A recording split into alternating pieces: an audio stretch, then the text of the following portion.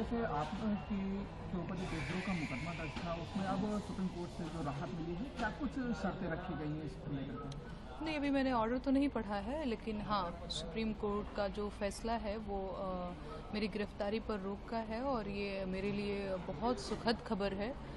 और इसके लिए मैं माननीय सुप्रीम कोर्ट का बहुत धन्यवाद करना चाहती हूँ।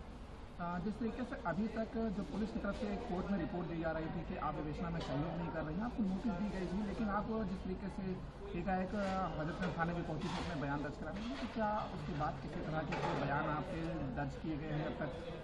नहीं नहीं नहीं नहीं, मुझे दूसरा नोटिस आते ही मैं विवेचक के समक्ष जो है अपना बयान जो है वो दर्ज कराने के लिए पहुंची थी और सूर्यास्त हो गया था उस दिन, तो बयान मेरा दर्ज नहीं हो पाया, लेकिन मैं गई हुई थी और आगे भी जो कुछ भी सहयोग होगा विवेचना अधिकारी के समक्ष प्रस्तुत होने का, जांच में जो सारी भी चीज़ें जो प्रोसेस होती हैं मैं उसमें सहयोग करूँगी।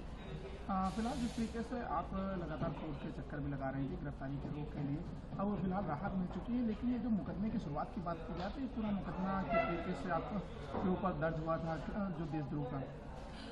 पहलगाम में जो आतंकवादी हमला हुआ था तो उसमें मैंने प्रधानमंत्री जी से 2-4 ट्वीट्स करके सवाल पूछे थे कि सर इसकी जिम्मेदारी कौन लेगा, तो उसी से संबंधित 27-28 अप्रैल को ये मामला देशद्रोह का दर्ज हुआ था मेरे खिलाफ। वही सारी चीज़ें प्रोसेस हो रही हैं, 8-9 महीना पहले का मामला है सर जी। तो अब जिस तरीके से किसी तरह की जो दूसरी नोटिस आने की बात की जाए तो उस पर आप पहुंचेंगे, एक ही मामले में जमानत मिली या फिर जो लंका थाने की बात की जाए उस पर भी कोई? नहीं, लंका थाने में चीज़ें अभी प्रोसेस नहीं हुई हैं, है ना। लंका थाने की तरफ से अभी मुझे नोटिस तक नहीं मिला है जी। बाकी जो भी चीज़ें आपने कहा सहयोग की बात, तो मैं हमेशा तैयार हूँ सहयोग के लिए।